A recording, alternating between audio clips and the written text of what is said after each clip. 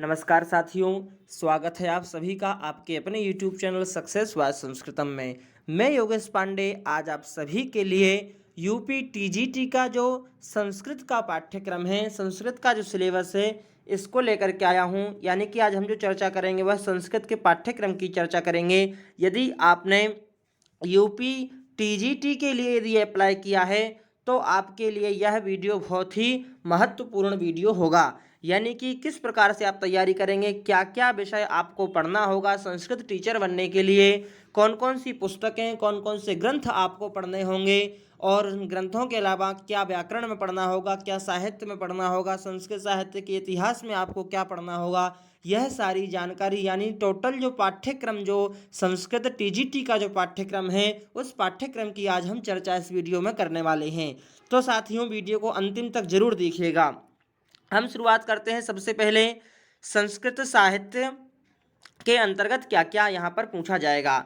तो साथियों, संस्कृत साहित्य में यहाँ पर कुछ निर्धारित ग्रंथ तैयार किए गए हैं। यानी कि 7 ग्रंथ यहाँ पर सिलेबस के अंतर्गत यहाँ निर्धारित किए गए हैं। कौन कौन से वह 7 ग्रंथ हैं? तो सबसे पहला जो ग्रंथ है वह है कादम्बरी। यह कादम्बरी साथियों आचार्य बाणभट्ट के द्वारा लिखित है और यह गद्य काव्य के अंतर्गत आती है, गद्य काव्य के। अब जो कादम्बरी है तो कादम्बरी, पूरी कादम्बरी आपको पढ़ना है, लेकिन यहाँ पर जो इम्पोर्टेंट दी गई है यानी कि जो अत्यधिक जरूरी जो यहाँ पर दिया जाएगा वह शुकनासोपदेश से अंतर्गत शुकनासोपदेश के अंतर्गत यहाँ पर आपका प्रश्न तैयार होगा। यानी कि शुकनास ने जो चंद्रापीड़ को जो उपदेश दिया है, यह कथा यहाँ पर जो बहुत ही अत्यंत सुंदर कथा है, तो इस कथा को आप जरूर पढ़िएगा। और क्योंकि कथा ही सुंदर भी है और इसके अलावा बहुत ही ज़्यादा इम्पोर्टेंट है। टीजीटी के अलावा साथियों अन्य भी सभी प्रतियोगी परीक्षाओं में, संस्कृत की सभी प्रतियोगी परीक्षाओं में कादम्बरी से प्रश्न तो आते ही आते हैं। इसलिए कादम्बरी को आप आद्योपांत ग्रंथ को पढ़िए, बहुत ही अच्छी पुस्तक है और टीजीटी के लिए बहुत ही उपयोगी है और सिलेबस के अंतर्गत पहली पुस्तकें लगी हुई है। ठीक है, गद्य काव्य के अंतर्गत याद रखना, गद्य काव्य में सबसे पहली जो पुस्तक है वह कौन सी है? कादम्बरी। दूसरी गद्य काव्य में जो पुस्तक लगी है, जो दूसरा जो ग्रंथ लगा हुआ है कौन सा है? शिवराज विजयम।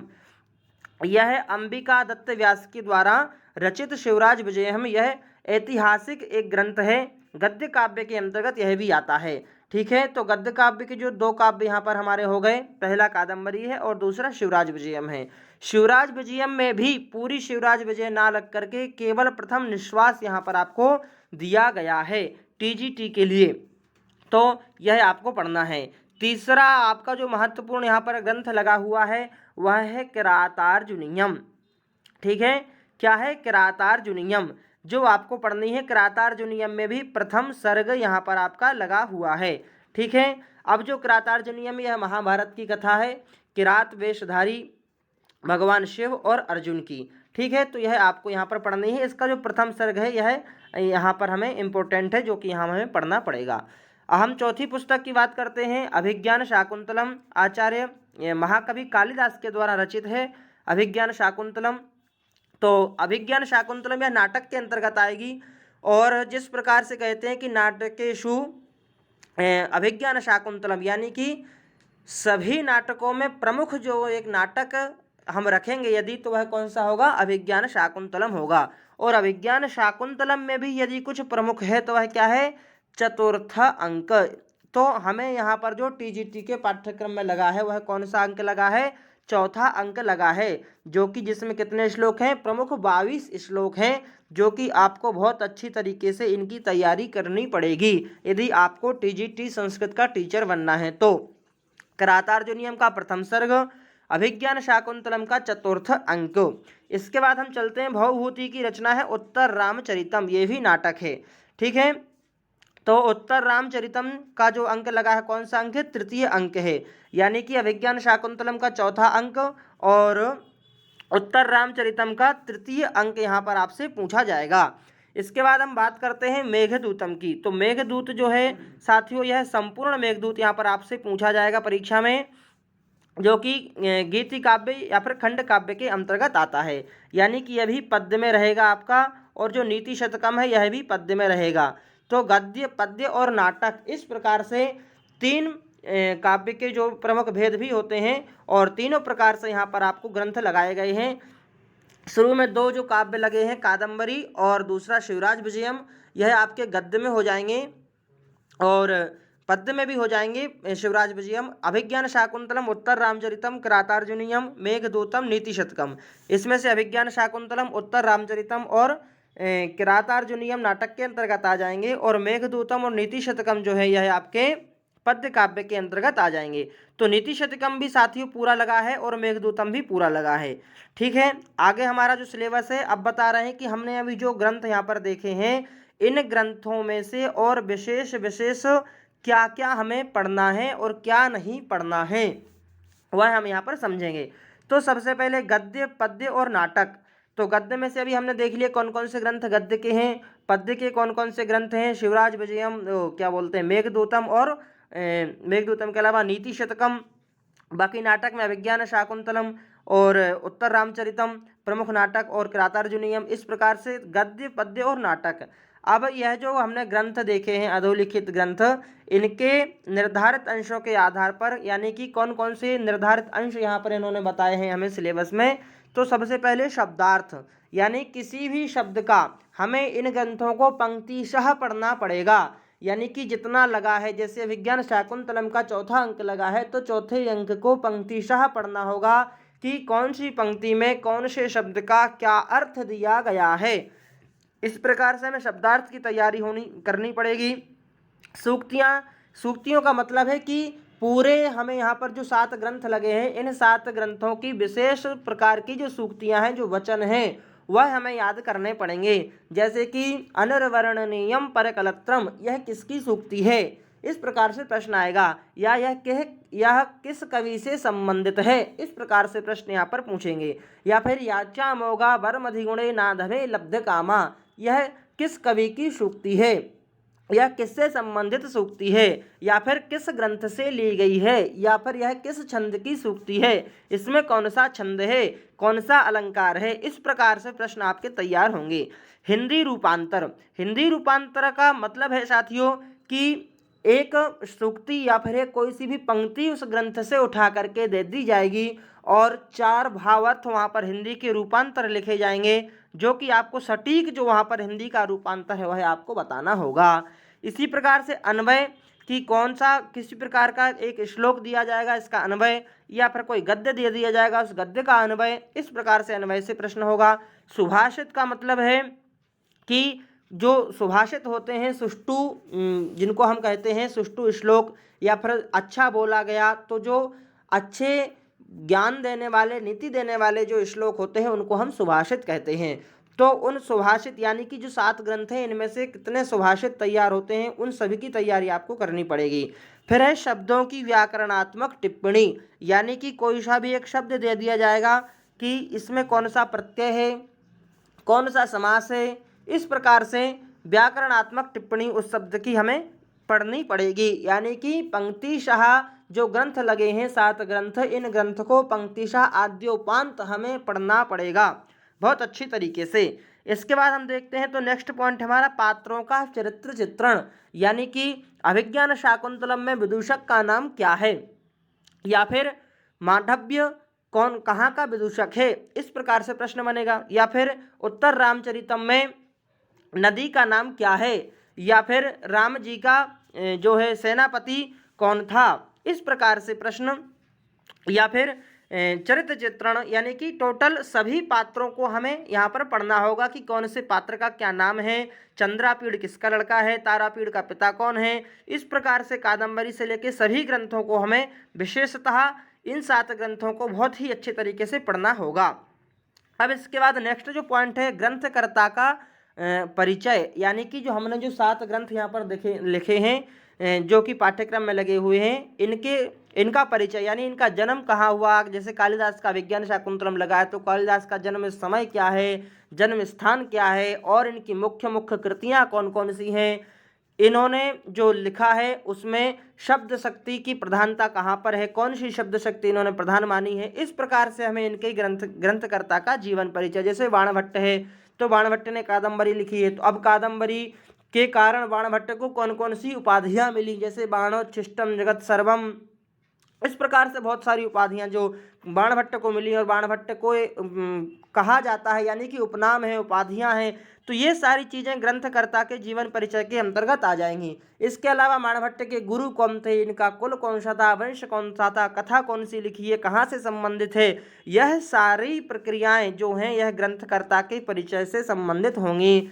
इसके अलावा इनसे संबद्ध बहुविकल्पी प्रश्न परीक्षा में प्रश्नव्य होंगे, यानी यह जो हमने चीज़ें पढ़ी हैं इनसे संबंधित सभी प्रकार की बहुविकल्पीय प्रश्न परीक्षा में पूछे जाएंगे। यह तो हो गया हमारा संस्कृत साहित्य का। अब जो व्याकरण का जो सिलेबस लगा है वह क्या क्या है वह हम देखते हैं। तो यहाँ पर एक पुस्तक निर्धारित की गई है जो है व्याकरण की डॉक्टर बाबूराम सक्सेना के द्वारा जो लिखी गई है। इससे संबंधित ही प्रश्न टीजीटी संस्कृत यूपी में पूछे जाएंगे। अब जो बाबूराम सक्सेना जी की जो पुस्तक है इसमें से भी क्या क्या पूछे जाएंगे, कौन सी पुस्तक है, तो संस्कृत व्याकरण प्रवेशिका, पुस्तक का नाम क्या है, संस्कृत व्याकरण प्रवेशिका नाम है। और इसके आधार पर संज्ञा प्रकरण, संधि, समास और कारक, यह 4 इंपॉर्टेंट चीज़ें हैं जो कि आपको तैयार करनी है। कारक में कौन कौन से सूत्र हमारे सक्सेना जी ने लिए हैं वह सूत्र आपको तैयार करना है। समास के विशिष्ट उदाहरण कौन कौन से हैं, संधियों के उदाहरण और संधि कौन कौन सी इन्होंने विशेष संधियों पर बल दिया है। संज्ञा प्रकरण में कौन कौन सी चीज़ें हैं, यानी कि किस प्रकार से संज्ञा सूत्र यहाँ पर दिए गए हैं, परिभाषा सूत्र दिए गए हैं, ये सभी विषय हमें यहाँ पर संस्कृत व्याकरण प्रवेशिका के आधार पर पढ़ना है। और इसके अलावा हमें यहाँ पर प्रत्याहारों का ज्ञान, प्रत्याहारों का सामान्य परिचय, प्रत्ययों का सामान्य परिचय। तो जो प्रत्याहारों का ज्ञान है वह तो संज्ञा प्रकरण के अंतर्गत ही आ जाएगा। प्रत्ययों का सामान्य परिचय मतु प्रत्यय है, वतु प्रत्यय है और कृदंत प्रत्यय है, अनीय प्रत्यय, यानी ये सभी जो प्रत्यय हमारे मूल जो प्रत्यय प्रधान जो प्रत्यय होते हैं उन प्रत्ययों के विषय में हमें यहाँ पर चर्चा करनी होगी, अच्छे से पढ़ना होगा व्याकरण में। और व्याकरण में क्या क्या है, तो शब्द रूप जो कि अत्यधिक, यदि आप संस्कृत के टीचर बनना है आपको और यदि आप तैयारी कर रहे हैं तो शब्द रूप और धातु रूप तो बहुत ही इंपॉर्टेंट चीज़ है जो कि आपको आना ही आना चाहिए, यानी कि कहीं ना कहीं पूछ ही लिया जाता है। अब यहाँ पर हम देख रहे हैं शब्द रूप, तो शब्द रूप में अकारांत शब्द रूप हैं, इकारांत हैं, उकारांत हैं और ऋकारांत हैं। अब यह जो यहाँ पर हमने कितने अंत पढ़े, अकारांत, इकारांत, उकारांत और ऋकारांत, 4 प्रकार के यहाँ पर हमें शब्द देखना है। अब यह जो 4 प्रकार के शब्द हैं यह भी तीनों लिंगों में, यानी पुल्लिंग में, स्त्रीलिंग और नपुंसक लिंग में इन शब्दों के शब्द रूप हमें तैयार करना है। ठीक है, अब जैसे हम देखते हैं अकारांत के पुल्लिंग शब्द में क्या हो जाएगा, राम शब्द हो जाएगा, कृष्ण शब्द हो जाएगा, विनय शब्द हो जाएगा। इकारांत में हम देखते हैं तो अकारांत में ही स्त्रीलिंग में देखेंगे तो क्या हो जाएगा हमारे, जैसे रमा हो जाएगी, आकारांत शब्द हो जाएगा तो आकारांत में रमा शब्द हो जाएगा, सीता शब्द हो जाएगा, इस प्रकार से। अब हम जब इसकी नपुंसक लिंग की बात करेंगे अकारांत में तो फलम शब्द हो जाएगा। इस प्रकार से अकारांत शब्दों को आपको तीनों लिंगों में तैयार करना है। अब हम इकारांत शब्द की बात करेंगे तो इकारांत पुल्लिंग में जैसे हरि शब्द है, मुनि शब्द है, कपि शब्द है, कवि शब्द है। स्त्रीलिंग में बात करेंगे इकारांत शब्दों की तो मति शब्द हो जाएगा। नपुंसक लिंग में देखेंगे तो वारी शब्द हो जाएगा। उसी प्रकार से हम उकारांत में जाते हैं तो पुल्लिंग में भानु शब्द है, गुरु शब्द है। ठीक है, स्त्रीलिंग में जाएंगे तो वधु शब्द है, नपुंसक लिंग में जाएंगे तो जानू शब्द है, जानू जानू नहीं जानू नहीं। इस प्रकार से तीनों लिंगों में हमें इसकी तैयारी करनी है। ऋकारांत शब्द के भी हम देखते हैं धात्री शब्द है पुल्लिंग में, मातृ शब्द स्त्रीलिंग में। इसी प्रकार से तीनों लिंगों में ऋकारांत शब्द को अकारांत, इकारांत, उकारांत और ऋकारांत, तीनों शब्दों के यानी 4 प्रकार के शब्दों के तीनों लिंगों में हमें इसको तैयार करना है। और आगे हम देखते हैं सर्वनाम शब्द। सर्वनाम शब्दों की भी आपको बहुत अच्छे से तैयारी करनी होगी।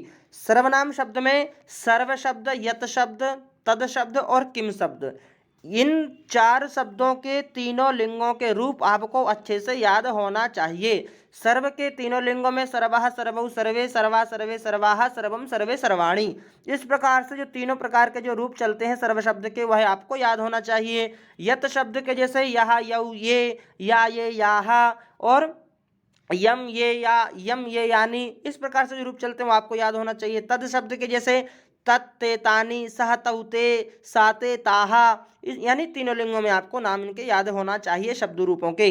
जैसे किम शब्द है तो कहा, कऊ के, किम के, कानी, का के, काहा, इस प्रकार से तीनों लिंगों में आपको इन 4 शब्दों के शब्द रूप अच्छे से याद होना चाहिए।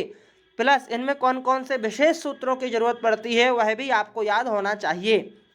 आगे हम देखते हैं युष्मद शब्द और अश्मद शब्द दिया गया है। तो युष्मद यानी कि त्वम युवाम युष्मान, त्वम युवाम यूयम त्वाम युवाम युष्मान, इस प्रकार से जो रूप चलते हैं अहम आवाम वयम माम आवाम अस्मान, ये केवल एक ही लिंग में चलेंगे। तो इनके शब्द रूप आपको अच्छे से याद करना है। इदम शब्द और अदस शब्द के भी आपको तीनों लिंगों में शब्द रूप याद करना है। ये हो गई हमारे शब्द रूप की बात। हम चलते हैं धातु रूप में। तो भू धातु है, गम धातु है, पट है, पा है, भी है, श्रु है, लब है, हन है, दुह है, दा, दिव्य, जन, तुद, प्रच्छ, ब्रू तथा चुर, यानी कि 1 2 3 4 5 6 7 8 9 10 11 12 13 14 15 और एक 16। इस प्रकार से 16 धातुओं के आपको जो धातु रूप होते हैं वह याद करने हैं। अब कितने लकारों में याद करना है तो वह देखिए, लट लकार, लोट लकार, लृट, लंग और विधिलिंग, यानी कि ओनली 5 लकार में आपको यह याद करना है। 10 लकारों में याद करने की जरूरत नहीं है। इनके अलावा जो 16 धातुएं दी हैं, इनके अलावा और जो प्रमुख धातुएं होती हैं उनके भी शब्द रूप आप याद कर लीजिए। ठीक है। अब हम देखते हैं संस्कृत की संख्या, यानी कि जो संस्कृत की संख्या है 1 से लेकर के 100 तक की संख्या। सबसे पहले तीनों लिंगों में आपको यह याद होनी चाहिए, जैसे कि एकम, एका और एकः। इस प्रकार से द्वय, द्वे, द्वौ और द्वे, इस प्रकार से दो को बोलेंगे, फिर 3 को एकम, द्वे, त्रीणि, चत्वारि, पंच, षड, सप्त, अष्ट, नव, दश, एकादश, द्वादश, त्रयोदश, चतुर्दश, पंचदश, षोडश, सप्तदश, अष्टादश, एकोनविंशति, विंशति, इस प्रकार से 1 से लेकर 100 तक की आपको जो संख्याएं हैं वह संस्कृत की शब्दों का ज्ञान होना चाहिए। इनके शब्द रूप भी किस प्रकार से चलते हैं वो भी आपको याद होना चाहिए। फिर है पूर्णी संख्याओं का ज्ञान, यानी कि इनमें जो प्रत्यय लगते हैं, जैसे विंशतितमः, एकविंशतितमः, सप्तमम, अष्टमम, नवमम, दशमम, इस प्रकार से जो प्रत्यय इनमें लगते हैं, तो कौन कौन से प्रत्यय लगते हैं, कहाँ कहाँ लगते हैं, कौन सी संख्या तक कौन सा प्रत्यय लगता है, ये सारी आपको संख्या से संबंधित विषय तैयार होना चाहिए। इसके बाद हम देखते हैं तो अनुवाद एवं निबंध क्या है इसमें। तो हिंदी वाक्यों का संस्कृत में अनुवाद करना। हिंदी के कुछ वाक्य दिए जाएंगे, यानी कोई एक वाक्य दिया जाएगा, उसके 4 ऑप्शन में जो सही सटीक उत्तर रहेगा वह वहाँ पर लिखा रहेगा, तो वह आपको सटीक उत्तर वहाँ पर आपको लगाना है। यानी कि हिंदी वाक्यों का संस्कृत में ट्रांसलेशन करना आपको बहुत अच्छे तरीके से आना चाहिए, अनुवाद करना। अब हम देखते हैं संस्कृत में पत्र लेखन एवं निबंध, किस प्रकार से पत्र लेखन होता है, निबंध होता है। संस्कृत सूक्तियों का ज्ञान। साथियों, अब यहाँ पर जो संस्कृत सूक्तियों का जो ज्ञान दिया है, यानी कि संस्कृत सूक्ति यहाँ पर मतलब है कि हमने जो 7 ग्रंथ लिए हैं पाठ्यक्रम में, इसके अलावा संस्कृत की प्रमुख प्रमुख सूक्तियाँ कौन कौन सी हैं उनका हमें ज्ञान होना चाहिए। इसके अलावा वाच्य का परिवर्तन, यानी कि कर्तृवाच्य से कर्मवाच्य में हमें अनुवाद करना, कर्मवाच्य से भाववाच्य में करना या कर्तृवाच्य से भाववाच्य में करना, इस प्रकार से वाच्य परिवर्तन हमें आना चाहिए। अशुद्धियों का परिमार्जन करना भी हमें सीखना पड़ेगा, तब जाकर के टीजीटी की हम तैयारी कर पाएंगे। आगे हम देखते हैं प्रशिक्षणात्मक संस्कृत, यानी कि जो आपने बीएड किया है, बीएड के अलावा यदि बीएड नहीं किया तो और कुछ आपने जो टीचर बनने की योग्यता के लिए जो जरूरी डिग्री या फिर डिप्लोमा होता है वो आपने किया है, जो कि यहाँ पर टीजीटी के लिए आपको ज़रूरी होगा। तो वहाँ पर आपने संस्कृत को लेकर के क्या क्या तैयारियाँ की हैं, जैसे कि संस्कृत की दृष्टि से व्याकरण पढ़ाना। अब आप जब व्याकरण पढ़ाओगे तो कौन सी विधि से व्याकरण को पढ़ाओगे, आगम विधि से, निगमन विधि से, अनुवाद विधि से, किस प्रकार से आप व्याकरण को पढ़ाओगे। अनुवाद विधि, गद्य विधि, अनुवाद हो गया, गद्य हो गया, पद्य हो गया, आदि पाठन विधियों का सामान्य परिचय, यानी कि व्याकरण पढ़ाने के लिए, गद्य पद्य पढ़ाने के लिए कौन कौन सी विधि होती हैं प्रमुख तरीके से, इसके अलावा उन विधियों का प्रयोग आप कैसे करेंगे, इनका सामान्य तरीके से परिचय आपको आना बहुत जरूरी है। इसके अलावा हम देखते हैं संस्कृत साहित्य का इतिहास, यानी कि जो संस्कृत साहित्य का इतिहास है उससे क्या क्या किस प्रकार से प्रश्न बनेंगे। तो संस्कृत के कवियों का सामान्य परिचय, संस्कृत के कवि जो प्रमुख कवि हुए हैं, बाणभट्ट हैं, भवभूति हैं, वाल्मीकि जी हैं, कालिदास हैं, विश्वनाथ हैं, बाणभट्ट हैं। इस प्रकार से जो संस्कृत के प्रसिद्ध कवि हैं, अंबिकादित्य व्यास हैं आदि सभी कवियों का सामान्य परिचय, किसका जन्म कहाँ पर हुआ, कौन सा किसका उपनाम है, इस प्रकार से इनका सामान्य परिचय आपको याद करना है। इसके अलावा इनकी प्रसिद्ध रचनाएं और रचनाकार, यानी कि हमारे संस्कृत साहित्य में प्रसिद्ध रचनाएं कौन कौन सी हैं और उनको रचने वाला यानी उनको लिखने वाले उनके रचनाकारों के नाम आपको याद होना चाहिए। तो साथियों ये तो हुआ हमारा यूपी टीजीटी का संस्कृत का पाठ्यक्रम। यदि आपको वीडियो पसंद आता है और तो लाइक करिए और अपने साथियों को भी बताइए जो भी यूपी टीजीटी की तैयारी कर रहे हैं, सभी के लिए यह वीडियो प्रेषित करिए ताकि सभी के पास यह पाठ्यक्रम उपलब्ध हो जाए और सभी लोग अच्छी रणनीति के साथ में इसको तैयार करें और आने वाले टीजीटी की जो परीक्षा है उसमें सफलता को प्राप्त करें। जो भी हमारा जो सिलेबस आज मैंने जो आपको बताया है इससे संबंधित सभी प्रकार का पाठ्यक्रम यानी कि सभी प्रकार की जो पढ़ाई है, जो पाठ्यक्रम है, यह आपको सक्सेस बाय संस्कृतम यूट्यूब चैनल पर उपलब्ध कराया जाएगा। शीघ्रातिशीघ्र इसके वीडियो अपलोड होंगे। वीडियो को देखने के लिए बहुत बहुत धन्यवाद।